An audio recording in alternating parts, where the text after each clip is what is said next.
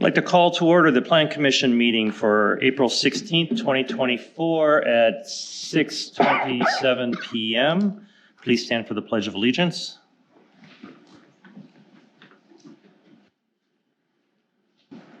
Pledge allegiance to the flag of the United States of America and to the republic for which it stands, one nation, under God, indivisible, with liberty and justice for all.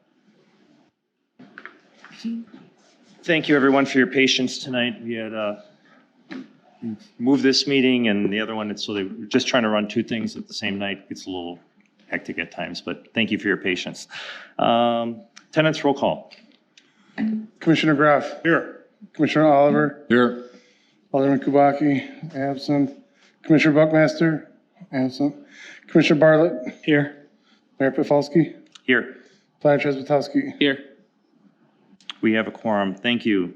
Statement of public notice. The agenda was posted and distributed to all news media requesting notification in accordance with the open meeting laws on Friday, April 12th. Thank you. Approval of the minutes from the March 5th, 2024 meeting. So moved. I'll second. Any discussion? Hearing none. All those in favor say aye. Aye. Opposed? That passes.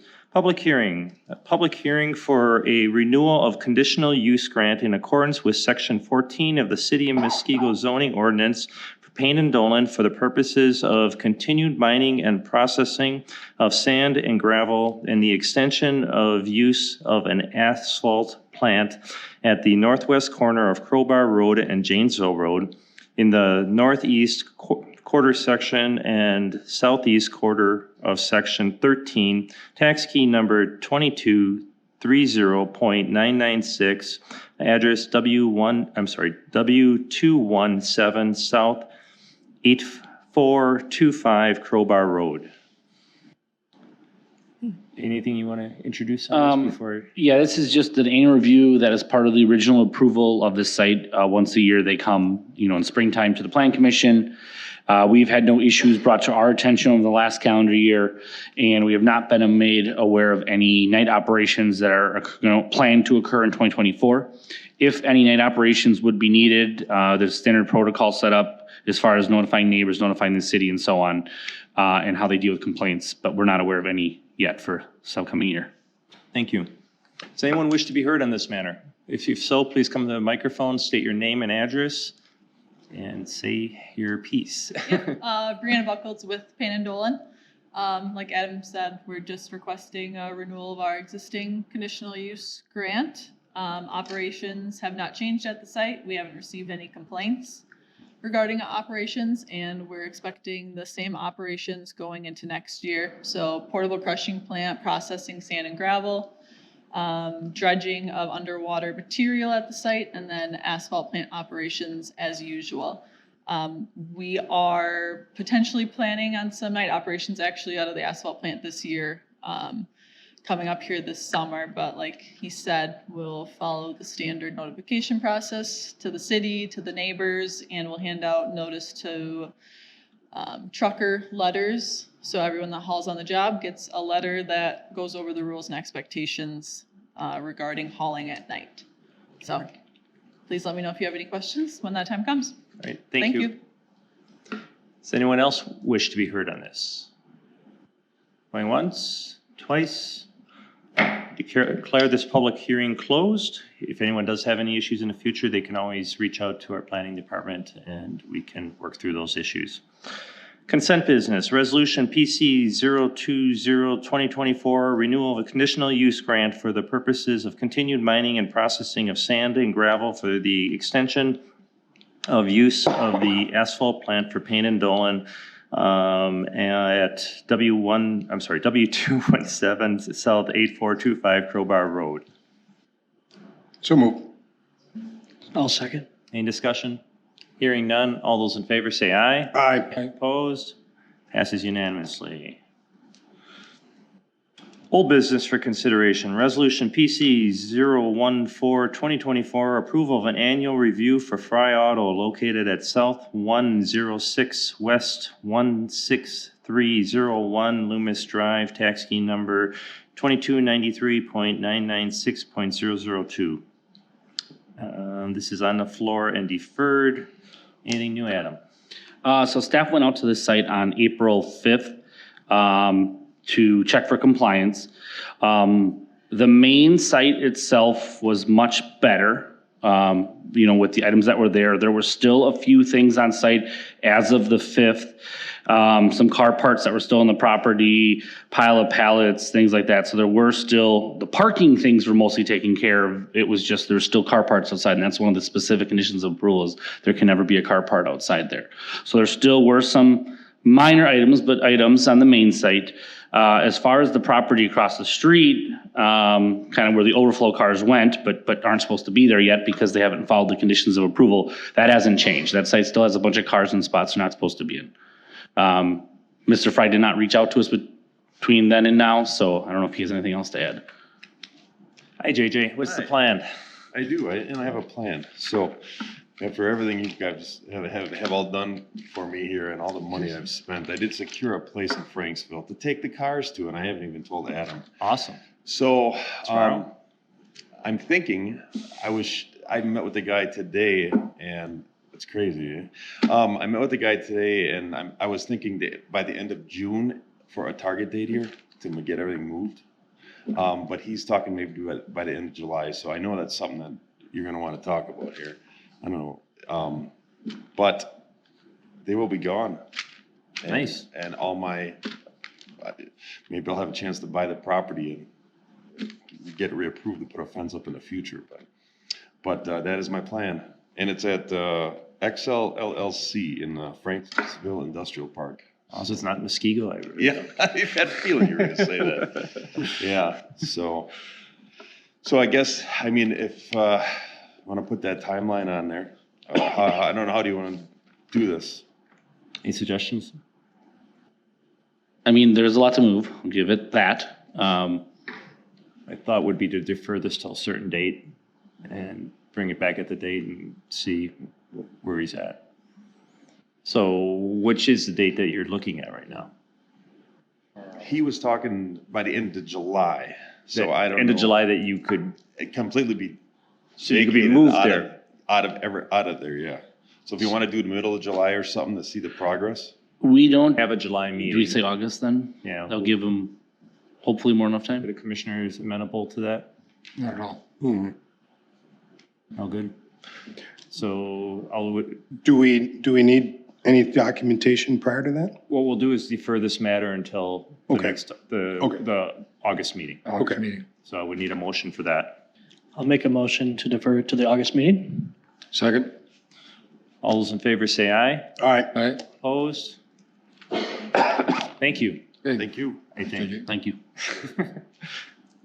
Resolution PC 016-2024, approval of a building site and operation plan and conditional use grant for Eric Huckstorf of Hornet Properties LLC located at W180 South 7732 Pioneer Drive, tax key number 2296.976. Again, this was from the last meeting and deferred. Adam, you want to get us up to speed? Sure, thank you, Mayor. So the owner of the property has been diligently working on kind of taking into consideration the comments from the last meeting. They did meet with staff at one point also to kind of show us a new plan. So you'll see there were some changes to the layout. Not putting words in the applicant's mouth, but I think they're very happy. I think they realize this is a much better fit for the site. And as a staff, I definitely agree. They're basically, instead of one L-shaped building, they basically split it into two buildings. So they'll kind of be like three soldiered buildings on the site. The existing building will be on the south. There'll be the new building, kind of the central part of the site. And then on the northern part of the site will be the second new building. So there'll be still the same type of use that was proposed before with kind of the, small business, warehousey kind of office things. You'll have an office inside, a bathroom inside still, overhead garage door, all that stuff. It just allows much, much better traffic flow around the site. And I think it takes away some of the concerns before with just like really large expanses of walls and things like that. So from a site layout standpoint, really don't have any major concerns. I think from a site layout standpoint, this addressed a lot of the things that were covered before. You will notice they added curbing as was required from the Plan Commission before. The only area that they don't have curbing is on the southern side of the driveway. That would be like the exit drive, if you want to call it such, leading to Pioneer. I'm speculating, and I haven't talked to their engineer though, that it might either be for runoff, but if that's the case, there's other ways to do it with still having curbing or future expansion. So that's something the Plan Commission may want to talk about. Normally, we would ask to still see that curbed. But otherwise, from a straight site layout standpoint, this seems to flow much, much better. As far as,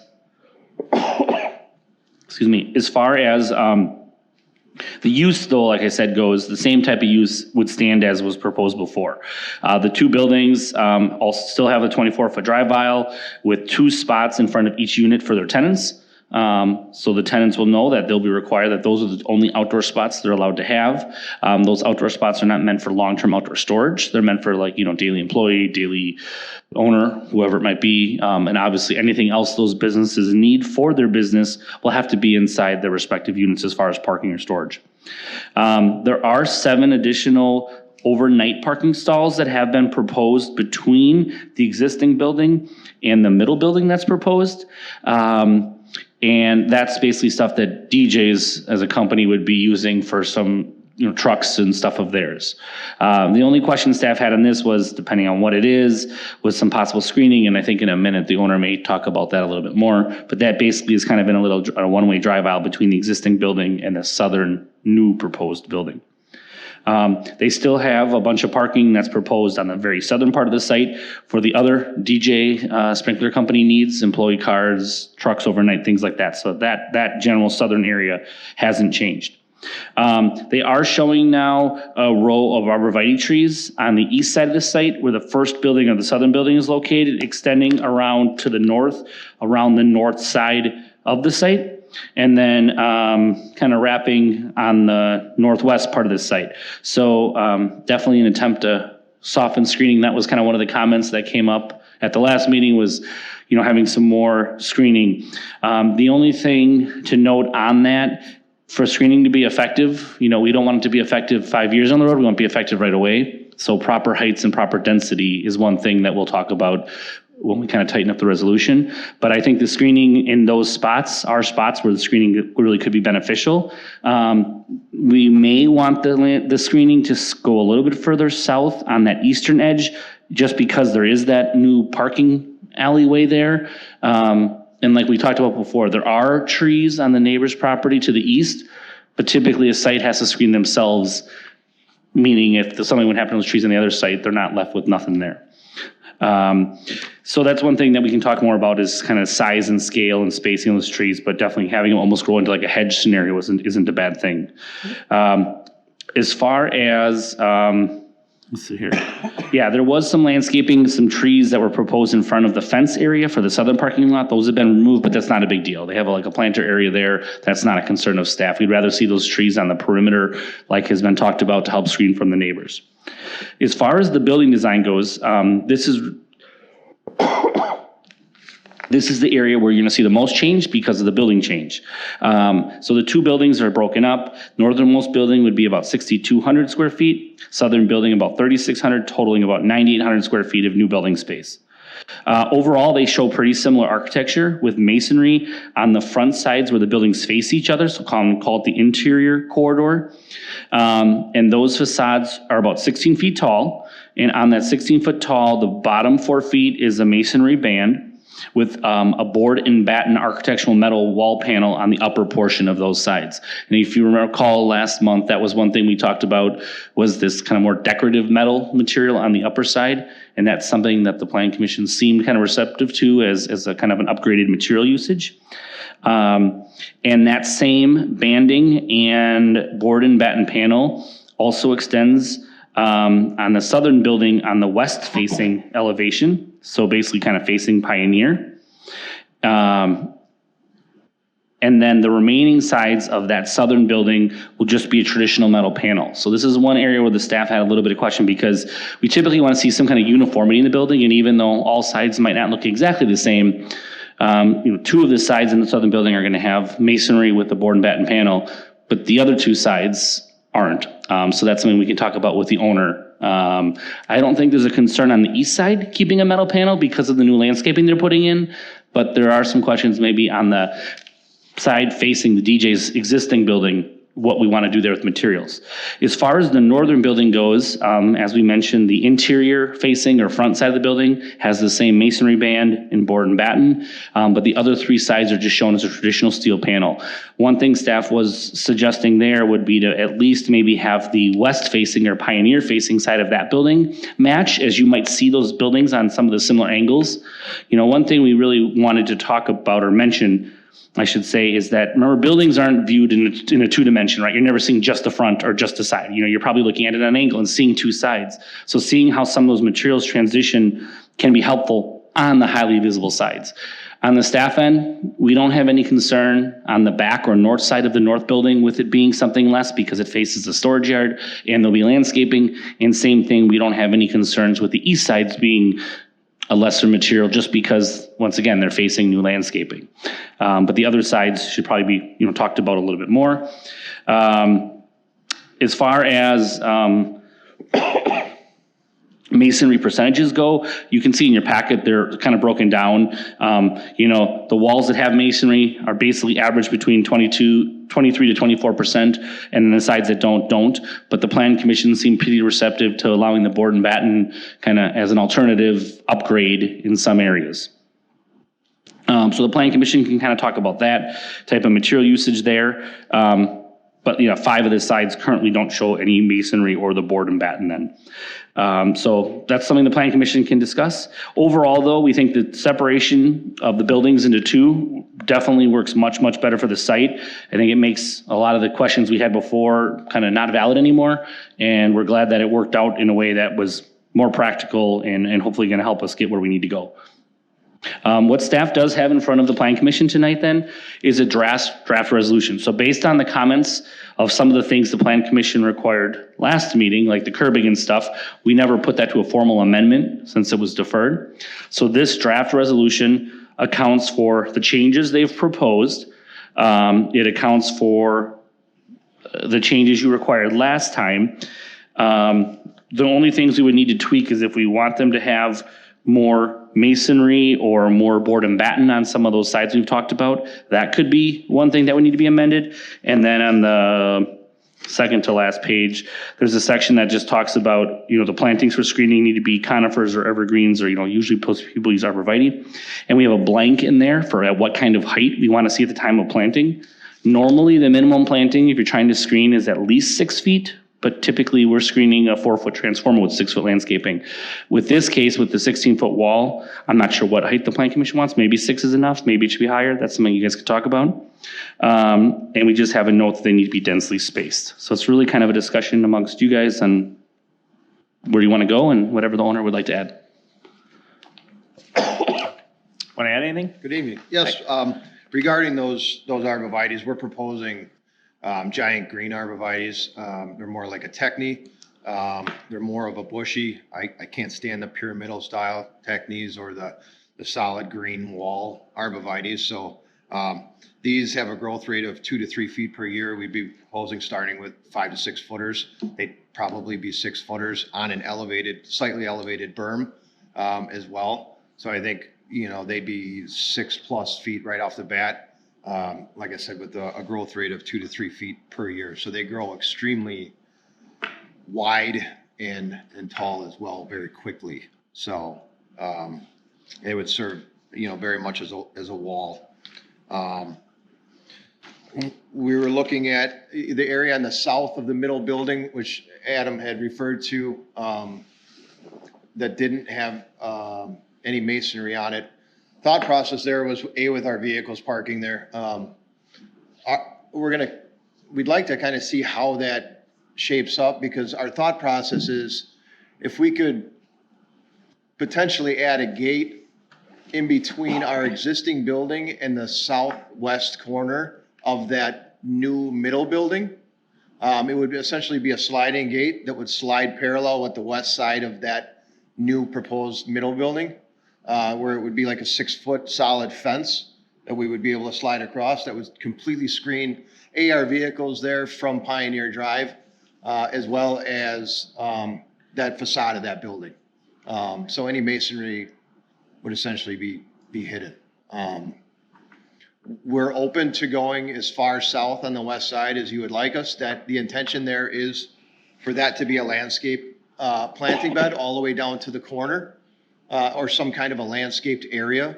So if you know, it comes down to it and we have to add another 12 or 14 shrubs there, we're fine with that. That faces the backside of a industrial style commercial building that has no windows on it. So our intention was to make sure that we were screening all of the residential.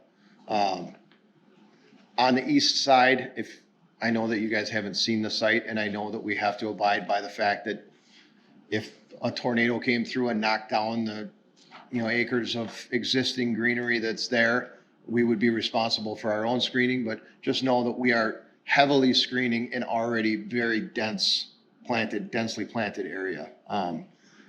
There is absolutely no way that anybody in any of the residential areas. It will be nice because, not that there's going to be a lot of sound, but those techniques, those arborvitaes would really provide a buffer from sound as well.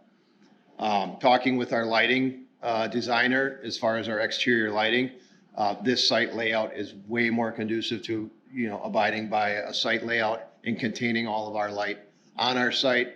The fire department's going to like it a lot more as far as being able to get their vehicles in and out. That was something that was addressed at the last meeting, that we kind of went back to the drawing board and kind of stumbled upon this idea of breaking it into 2 buildings versus 1. And we think it's going to be absolutely fantastic for us. It gives us back some of that back area that we were slightly concerned about, where we might potentially down the road have to take one of the rental units back for ourselves. And now with having that area between our existing building and that next building to the north, there's absolutely no need for that. We can more than contain all of our equipment and vehicles there. I would still like to get approval for overnight parking on the south side of our existing building. We will, remember, have that gate across our existing parking lot to the west, as well as a fence. But the odds of a vehicle or vehicles parked there overnight greatly decrease with this design. Any questions for him? Could you so I see the gate that's located on the plan right now. Are you saying you're suggesting adding another gate? Is that what you just That's right. surmised? Yeah, so that gate to the south, the fence and the gate on the large south parking lot, that would be essentially screening and just giving us privacy for our existing DJ's lawn sprinklers. That's our business. Where we're looking at potentially putting another gate is where the blue cursor is on the screen right now. It would essentially be a gate for that parking area. So it would slide north-south. It would slide along the west facade of that existing building when it's opened. But when it's closed, it would completely screen that area between the southwest corner of that proposed building and our existing north side of our building. And staff's eyes, if there's a fence there, which kind of, I think of it as like in a little alleyway. If there's a fence there may be less concern what that building wall looks like as you're covering the predominantly visible portion. And I'm talking about the southern side of the middle building, which like might become a moot point then. The other reason for not having masonry there was in the event that one of my employees, not that they would ever do this, but might accidentally back up a little too far into a parking spot, it would be a lot easier to repair steel than it would be masonry. So, just a thought. I mean, the reality is nobody would see it except for us with that gate there. The concern about the gate is, it works now, but 5 years down the line, you have a tenant that hates the gate. I'm the tenant. I mean, my 2 businesses run out of that south building. The area that would gate would strictly be for his employees' Just your vehicles. stuff, so it wouldn't be, it wouldn't impact the other buildings at all? That's correct. How am I looking at this? It would be specifically, So it would be right here? So I own and operate Oh, okay. I'm out of looking, that south building. okay, I was looking the wrong way. Yeah. My office is on the northwest corner of that No, I had the building. gate going perpendicular to the way you're Sure. proposing it. Regarding the curb and gutter, Adam, I would be, I guess we have to see from a drainage aspect, once we figure that out. But even if that could be incorporated into phase 2 for that front development, that would be my intention, because of course, we're gonna have more curbing on phase 2. Yeah, that's totally up to the planning commission. You know, there was kind of mentioned last time that in that kind of open lawn area in the front, up closer to Pioneer, they would like to eventually have a like more storefront commercial building there someday. And obviously that one edge of that driveway will have to tie into that. I would assuming they'd probably make it, 2 lanes wide, whatever, cross that bridge then. So that's really up to the planning commission. So what the way it is right now is the northern side of that driveway, that exit drive, is curbed. And I think that was one of the concerns of the neighbor for runoff. The southern side isn't the way it's shown on this plan.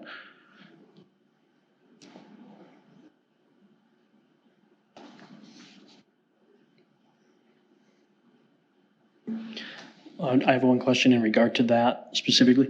I don't see a reference to a grading plan. Is the water running off to the south here? I mean, the road and everything goes that way, so. Yeah, the fine-tuned grading will have to be worked out yet. That's normally kind of the next step. But I can tell you from experience that even if it does sheet flow, if you want curbing with inlets and cuts, people used to like to say, oh, if I have drainage go there, I can't have curbing. That's not true, because like I said, there's definitely inlets and cuts you can do that our engineering department improves all the time. So I think it's more just the overall big picture, not just the stormwater concern. What do you think your time frame is on that phase 2 thing? Are we talking 10 years? 2 to 3, I hope. I mean, we can get I know this- staff hates this type of stuff, but I'd be okay with like putting a 5-year window on it. It's not done in 5 years. It's gotta get, We can always put a date and just put a reminder on a calendar. kind of gives you an opportunity if you don't, if it goes by the wayside or if you sell the building. Sure. It's more of a problem, but. The only other, yeah, sure, absolutely.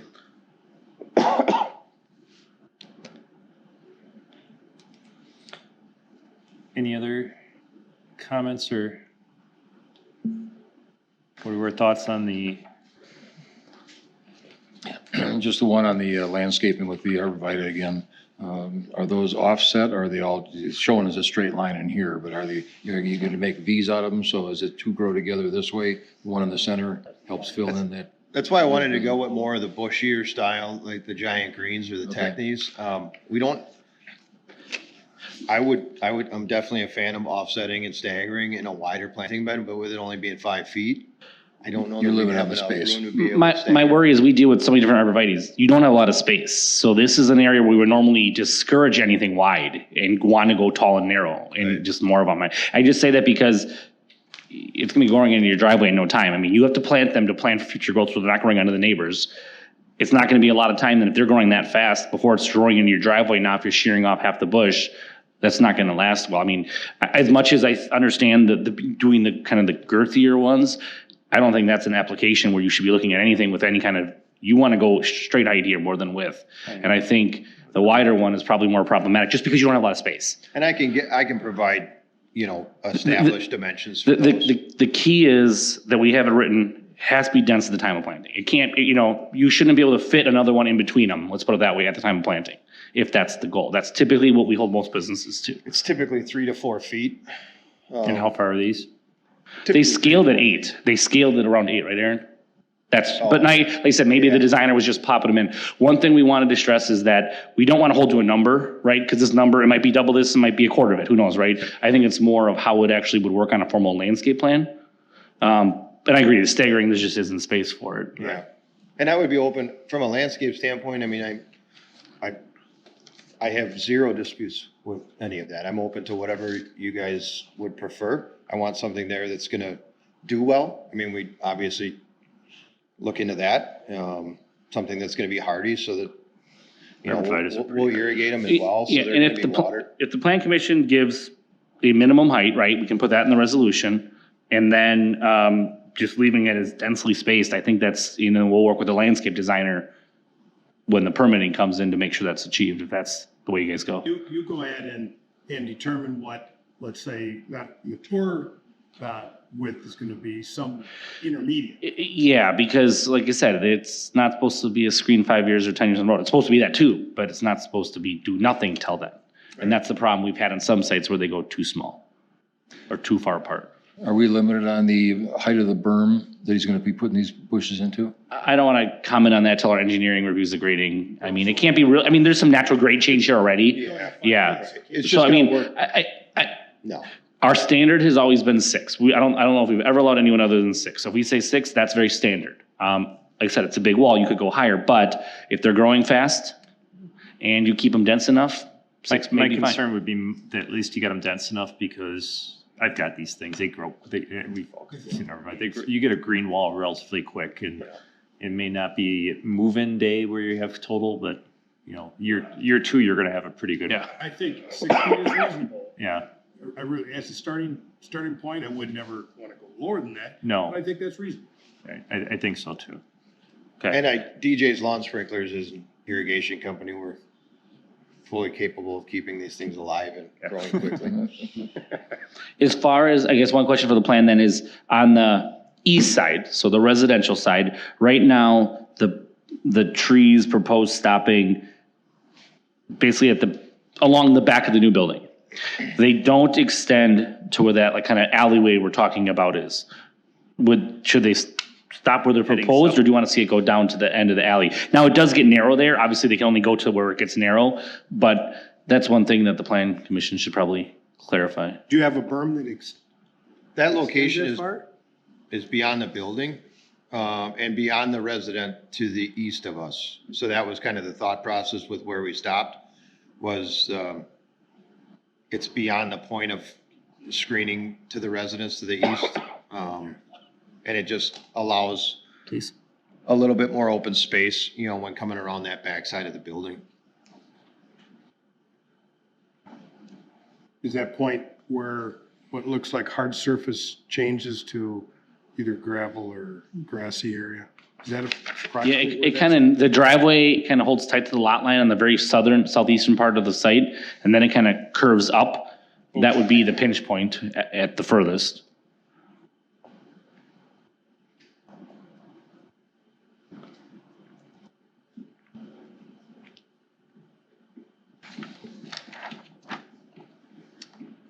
Thoughts?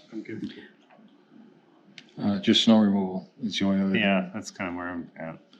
Oh, he's got to keep the snow on his property anyway, so it's not like you can plow it on. Can't plow it that direction anyway. So then one question on the front side where the arborvitae stop, what was the reasoning on that?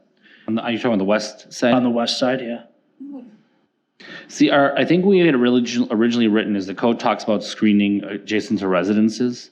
And the building that they aren't going behind isn't a residence. Okay. So I personally don't think that's a huge issue there. Like I said, the building, that side of that building there is gonna look better than the rest, it's gonna match the front.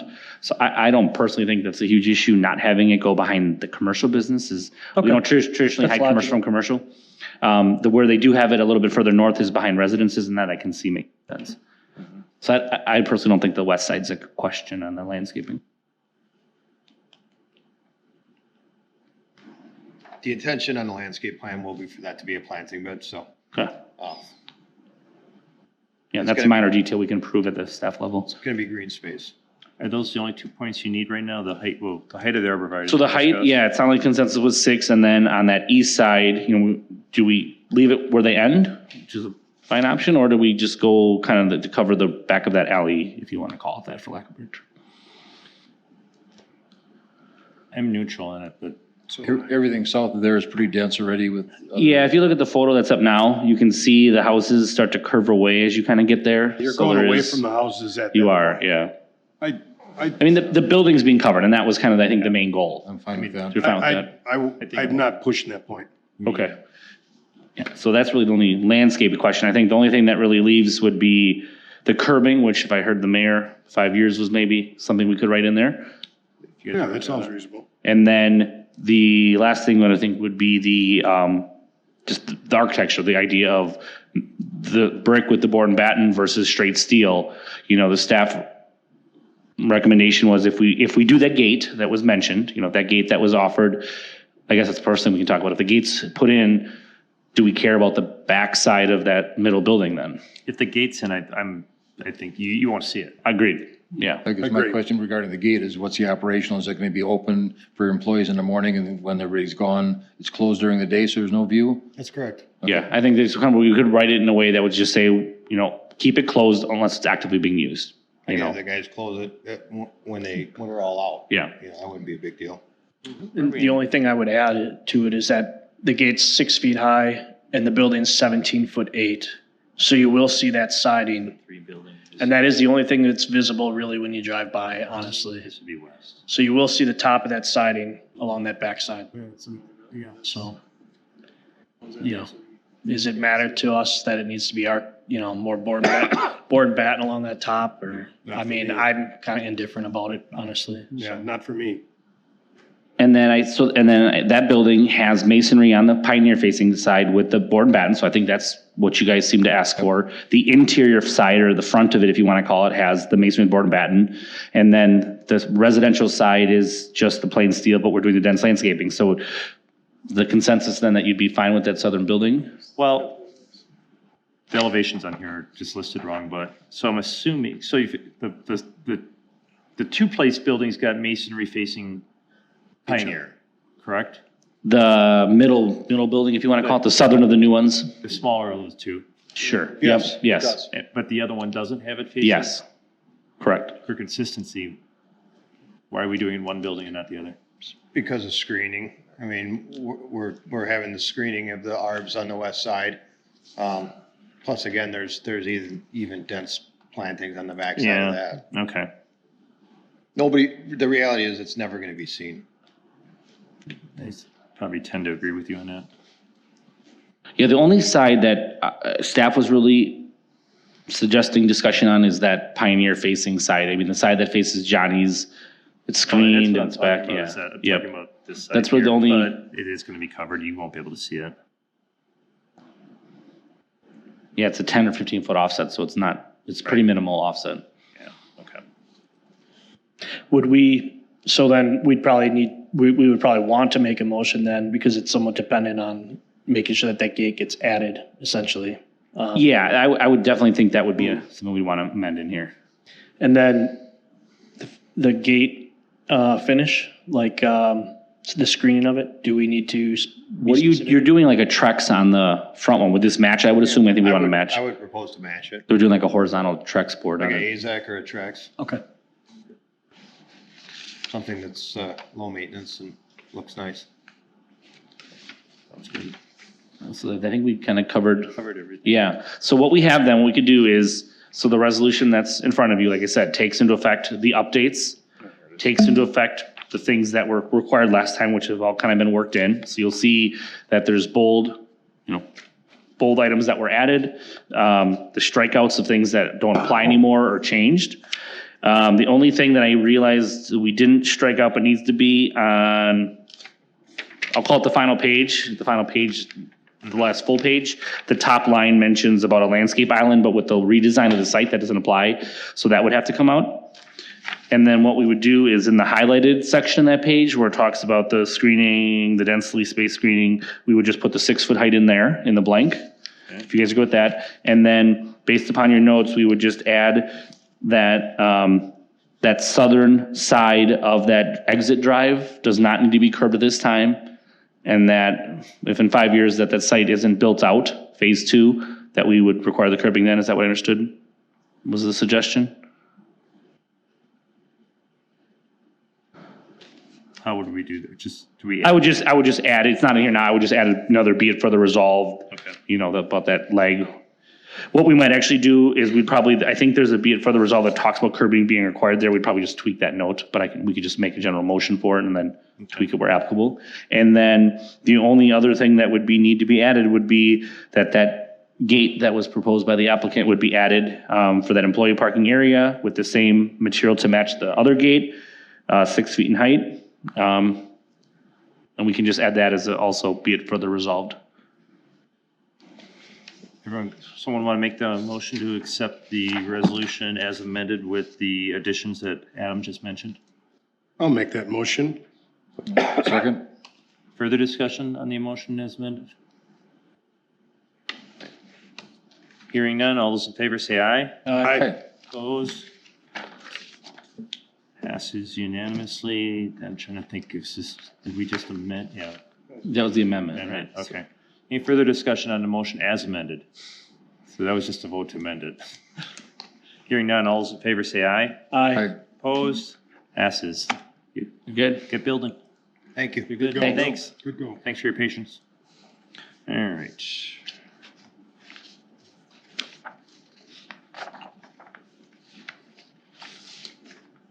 I lost my agenda.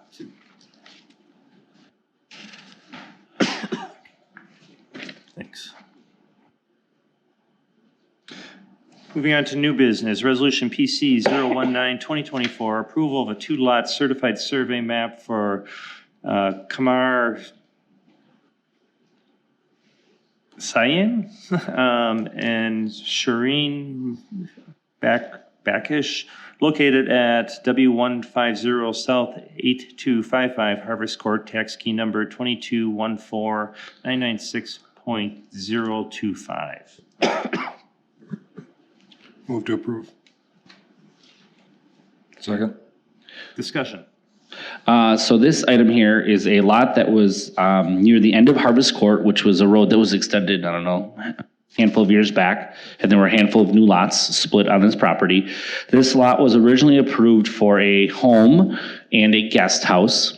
They kind of actually were in the guest house while the home was being built and so on. And now there's interest in separating the guest house. So the guest house does meet our minimum housing standards, so it can be its own structure. It's on its own lot. So you see the land division that's proposed in front of you then. This lot was a little bit unique when it originally got approved, as there is some heavily wooded areas on the site. So the planning commission restricted building pads. So there's actually a predefined building pad they can build in, which all the structures that are there are within those pads. And there's actually only one predefined area they were allowed to install a driveway, all in an effort to preserve the trees there.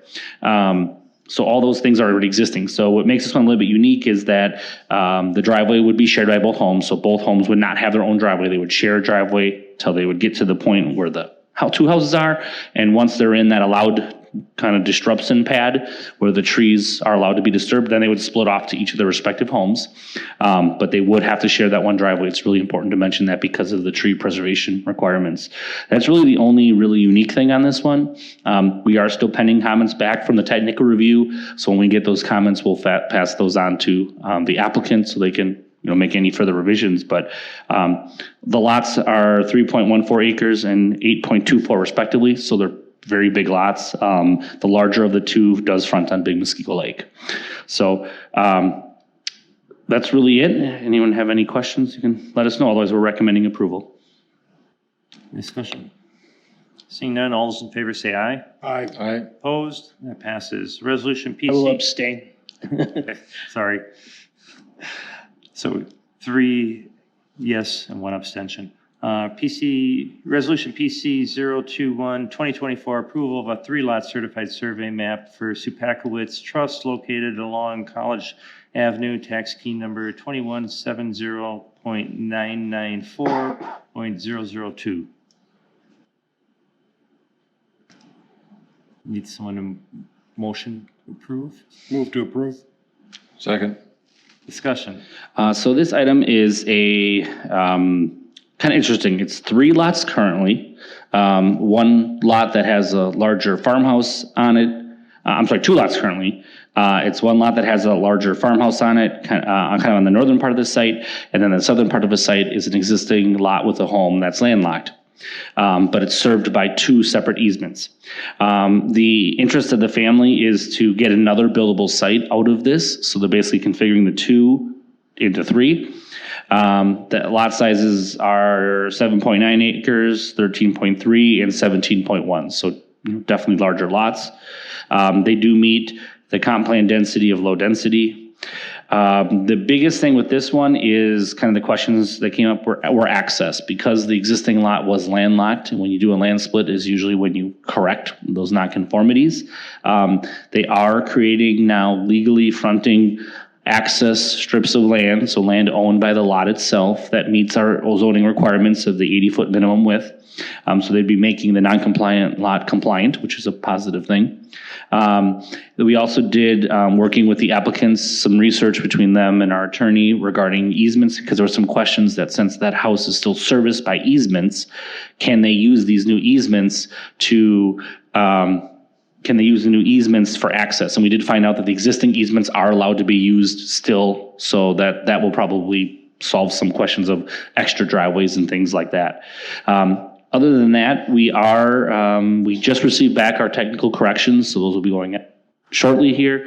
And other than that, staff is recommending approval. Any further discussion or any discussion? I'm assuming you are abstaining on this one? That's good.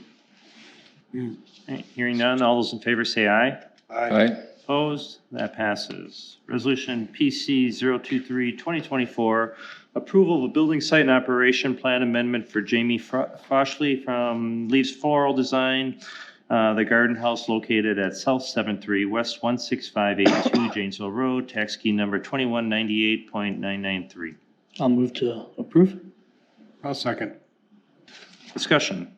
So this is for Lee's Floral in the garden house. They're looking at adding a concrete patio behind the garden house. You probably know the garden house can be rented for, small special events that they would like to host on site. And they just kind of want to offer another space for their clients to be able to use. And like I said, it's kind of behind that back building on the site, which is the garden house itself. Patio is about 30 by 32 in size. Pretty simple design, which is nice and straightforward. They were talking about having some posts possibly mounted like in wine barrels or something with some lights strung between them, and then just use this space. We do have noted that they will have to clear anything out there with the clerk's office, as liquor license stuff is tied to very specific parts of a premise. So just by adding this doesn't mean they can have liquor out there. So they'll talk to the clerk about that and make any amendments that are needed. And if there's anything else they would want to change the building, we would obviously have to be reviewing that. We do note that this patio space is auxiliary to the main event space, meaning they shouldn't just be renting just the patio. It should be an event inside the patio as part of, and that the outdoor space cannot be utilized cannot host like music or anything unless they go through the proper licensing once again with the clerk's office. The one question we had on here, and this is actually a topic that's on the agenda later with miscellaneous business, but it makes sense to talk about a little bit now, is the idea of lighting. They want to have nice white strung patio lights in the back, as you kind of see in the photo, things that many of you here might even have in your own backyards, and a lot of businesses have them. But this is something that, just by the nature of the bulbs being exposed, they don't meet our typical lighting requirements. Staff does not have a problem with them, but just in an effort of being compliant with our codes and stuff, we just wanted to kind of have this discussion with the planning commission to make sure you guys are okay with this. And I can talk about it a little more in the nitty-gritty detail when we get to miscellaneous, but just wanted to kind of bring that up, that staff is okay with this. It's just we want the planning commission to have some oversight on it. I have zero issue with the lights, but I don't know what anyone else's thoughts are. All right. Any further discussion? All those in favor say aye. Aye. Aye. Opposed? That passes. Fun.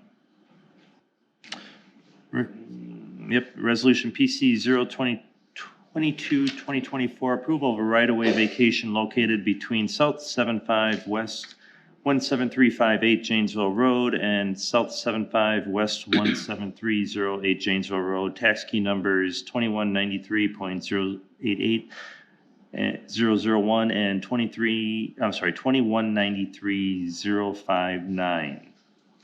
Move to approve. Second. Adam? Thank you, Mayor. This is a right-of-way vacation request. You might recall when Citizens Bank, which was where the old Nico's at Delta was located, as part of their plan commission approval, one of the conditions was that there was this old right-of-way that was never really used as a right-of-way. It was kind of just parking lot area that was not really needed any longer. It's not a public road. It's never going to be a public road, and it actually benefits the businesses to be part of their properties. So Citizens Bank, working with Muskego Beer and Liquor next door, they've been in talks, made this application for right-of-way vacation request. Our Public Works and Safety Committee has already reviewed it. They have to review it to determine if any compensation would be needed for the right-of-way. Their decision was no, because if the right-of-way is not gaining like extra lots out of a development, we typically haven't charged them, and that's the same decision that was made here. So that's already taken care of. By default, when you do a right-of-way vacation, half goes to each owner. Now, I know the two owners have talked some deals about maybe one buying the other half from the other or transferring it, whatever they can do with that separately. This would though automatically just go half to each person. And this would then potentially go to our common council at their next meeting if approved by the Plan Commission. Staff has no issues with it, and this is something we actually were encouraging them to do. Questions or discussion? Hearing none, all those in favor say aye. Aye. Opposed? That passes. Resolution PC 024-2024, approval of a building site and operation plan amendment for Max Borgort of Eagle Park Brewing and Distillery Company located at South 64 West 15620 Commerce Center Parkway, tax key number 2166997003. Move to approve. Second. Adam. Thank you. Sorry, I had to clear my throat. So this is similar to what Eagle Park has asked for the last couple of years. They have talked about the bigger idea of doing a more permanent solution at some point, but I think they're working on focusing on brewery expansions and stuff right now. So what they just asked for is to be able to keep kind of the status quo, for lack of a better term, of what they've been doing the last few years. They kind of have some decorative planters and decorative barrels that do block off that one end of their parking lot. They usually have proper signage acknowledging, where you park and where you enter and not. They do have historically and will still be required to keep a couple stalls open at the end. So if people get to the end, realize there's nowhere to go, they have room to back up and get out. And they've been really good. The signs might even be up there already or from last year or still from last year. So staff has no issues with this. The only reason we didn't even put it on consent was they are asking for this for a 2-year approval. Staff does not have a problem with that, but just wanted to be affirmed by the Plan Commission. We don't know of any issues over the course of the last couple of years? We've had nothing brought up to us. Okay. Nothing. Any other questions? Hearing none, all those in favor say aye. Aye. Opposed? That passes. Resolution PC 025-2024, approval of a building site and operation plan amendment for the Muskego Norway School District located at South 75 West 16399 Hilltop Drive, tax key number 229980001. I'll move to approve. I'll second. Adam? Thank you, Mayor. As was noted, there's an existing area located behind the Baylane School where there's like a little picnic pad, I guess I would call it. I think they try to use it as outdoor classroom, just, a chance to enjoy good weather outside when they can during the school year. What they're asking for though is to now place a cover on it. So it'd basically just be a open sided structure with posts with, a metal clad roof, 24 by 48 in size, 13 feet high. The only thing that we really were noting, because the application had kind of contradicting info, but in talking with the district, we just want to be sure that the roof matches like the metal. There's some like metal features on the building, and they've confirmed it will match that, but we have that listed in the resolution as we want to ensure that they do match, because one of the renderings shows it being green and that wouldn't match, and they told me it's not going to be green. So we just want to make sure that it matches the building color, and I think it's a great way to help give the kids a way to learn outside. Questions? All those in favor say aye. Aye. Opposed? That passes. Resolution PC 026-2024, approval of building site and operation plan for a 2-family residential structure located on Lot 9 of Northfield Green subdivision, tax key number 2172.029. Move to approve. Second. Adam? Thank you. So this is the last lot on this cul-de-sac. It's kind of the northwest cul-de-sac of the Northfield Green subdivision that was developed many years ago. Steve Stack Builders has built all or the bulk of these homes on these areas. Very nice designs. They always turn out very nice when they're done. So this is the last one on that cul-de-sac. It's similar to the other designs they've done, meets a lot of the same requirements. Because of the Moreland South Design Guide, that's the reason it comes in front of you. And this is, like I said, very typical to what we've seen on their past projects. It's compliant with the bulk of the code. They'll still have to get their normal permits and things like that. But staff is recommending approval as it does follow the same themes and conditions that were approved in the past buildings. Questions? All those in favor say aye. Aye. Opposed? That passes. Miscellaneous business, discussion of string lighting on commercial properties. And so what we wanted with this one was nothing that's going to change our code right now. And when we do an update down the road, maybe we'll formally codify it, but more of kind of just like a policy that if someone has questions, I can give them an intelligent answer that, you know, is supported by you guys. Biggest thing is we're just suggesting some basic things, like we're saying probably keep them white, like a soft white color. You know, someone can get flashing and blinking and stuff like that, and that's something we typically aren't going to encourage. That's really one of the biggest concerns we had. Like I said, we've never had an issue with this. It's just, I'm sure it's going to come up more and more and more, and we'll just be consistent in giving guidance. So like I said, standard soft white colors is our suggestion, and not like other obnoxious colors. No blinking or flashing. Part of an outdoor approved seating area, like was the case in this scenario. And, you know, if there would ever be an issue with glare coming from a neighbor, we'd have to address those on a case-by-case basis. But I think it's fine, and we'll use this as a tool then to let others do it if they ask. And if it would be part of a whole patio, then that would be coming to Plan Commission anyway. Any That's questions not an or issue. comments? No, I like the look and Yeah. support it. Yeah. And It's always, I see maintenance issues, if they're not maintained. Sure. They're like any other lighting system, you're cheap. you're buying them from one of the big box stores potentially, and they may not be very reliable, but, it's a kind of a neat look. Yeah. And then, like I said, residentially, we don't regulate them. Many people have them. They look awesome, gives a nice little ambiance. So why not allow it the same otherwise? So that's all we were looking for. Just make sure we had kind of confirmation on the same direction. We're on the same page, it sounds like. Motion to adjourn would be in order. I'll make a motion to adjourn. I'll second it. All those in favor say aye. Aye. Opposed? We're adjourned at 7:25. Thanks.